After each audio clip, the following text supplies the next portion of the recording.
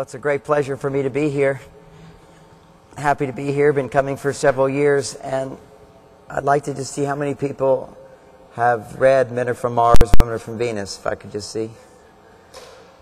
Okay, and how many people have not read Men Are From Mars, Women Are From Venus? Quite often in my travels, it's the second biggest selling book in the world. It used to be the first until Harry Potter came along, so I bow to Harry Potter. But everywhere I go, I'm recognized around the world. People come up to me and say it saved their marriage. Amazing that some people come up to me and say, we were divorced and we got back together. And there's a third category of people who come up and say, you're that guy, aren't you? And I said, yeah, that book, what is it? And I say it, and they say, I haven't read it yet. I'm so sorry. And I say, it's okay, I still need people to buy the book.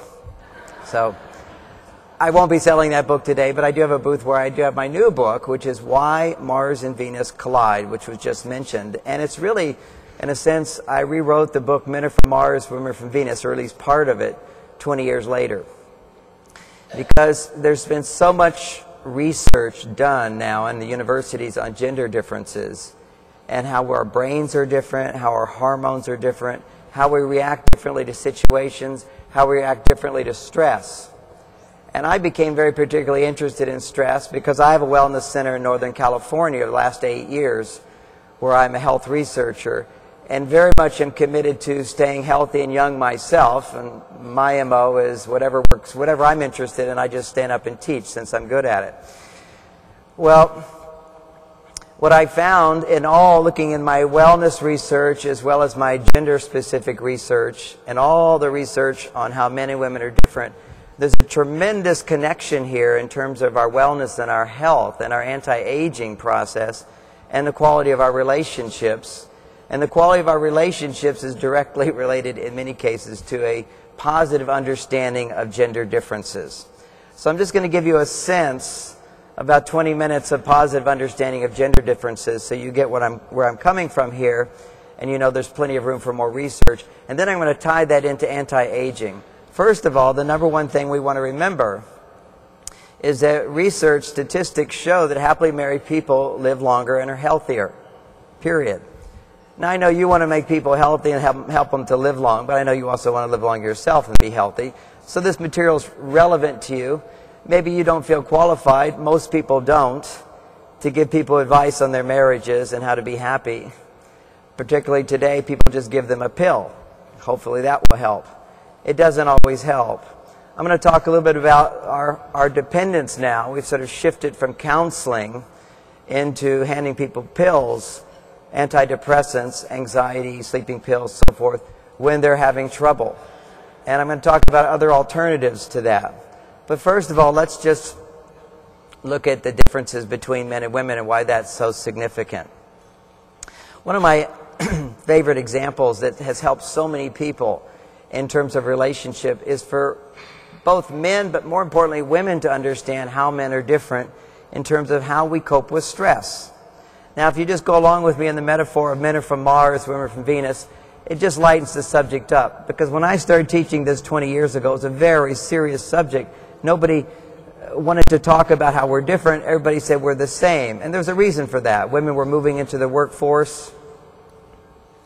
They wanted equal pay, equal rights, so we're just like men. Today, we're experiencing the fallout of that. The benefit of that is men have recognized women can do any job a man can do. But the fallout from that is the tremendous amount of stress that women are experiencing.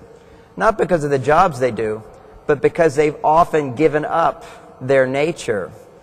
They've often given up their femininity, which is not clearly defined to them, in order to be successful. So many women say to me, I feel confused. I feel like I'm a man at work and I'm trying to be a woman at home. How do I balance those two things? Well, I'm going to address that as well. But first of all, a few basic Mars-Venus premises, so some of you will know what it's all about. On Mars, if we could pretend, at the end of the day, a Martian wants to forget his day. On Mars, when you have problems in life, you solve those problems. And at the end of the day, when there's nothing you can do about it, our policy on Mars is to forget about it. There's nothing you can do to solve it, so forget about it. So men have adapted. We have a tremendous amount of resource that we've developed in order to forget problems, like watching TV. Little screen, you can forget some problems. Big screen, you can forget more problems.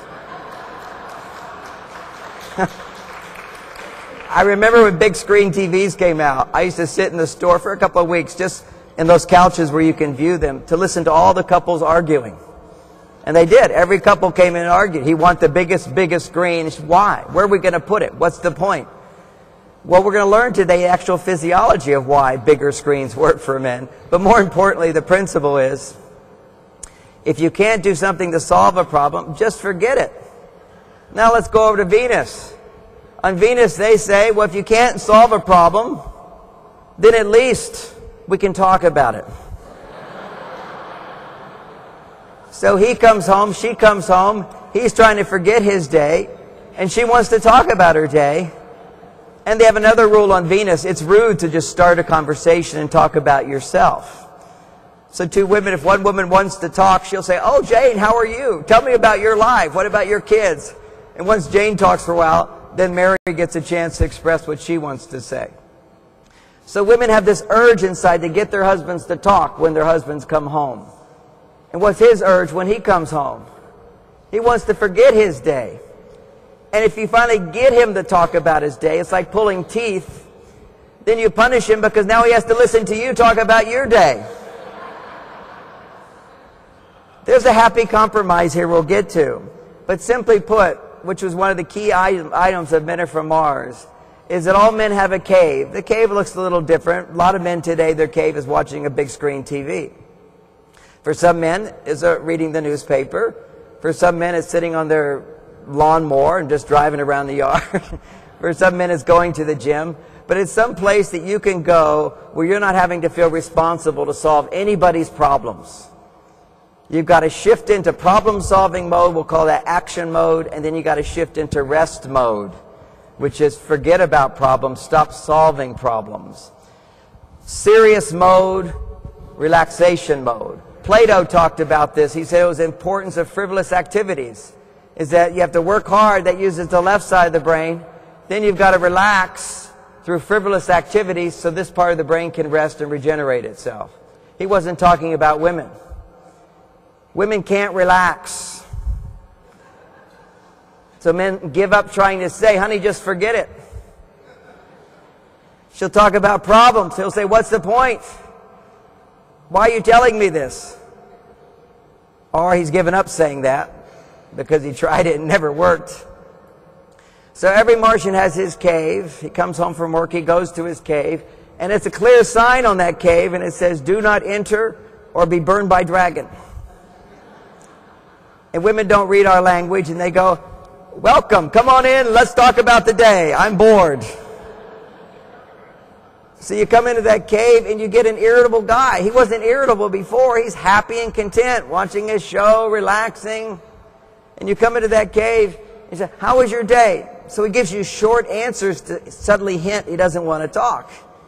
He doesn't want to say, I don't want to talk to you, because that's really not his focus. He just doesn't want to talk. See, it's a difference. I don't want to talk to you versus I just don't want to talk. I want to forget all problems for a little while. So he comes home, he goes to his cave. He's sitting there. She says, well, tell me about your day. Are you bothered about something? Is there something stressing you? And women feel very proud. They got little antennas. They investigate everything that's going on in your life. That's another reason men don't want to give you much information. We give you a little information. Well, I'm having a problem with this person and this person and this person. Well, tomorrow, guess what she's going to ask? How was your day? You're going to say, fine. And she goes, yeah, but what about with so-and-so? And what about with so-and-so? I'm trying to forget so-and-so. And now you're reminding me.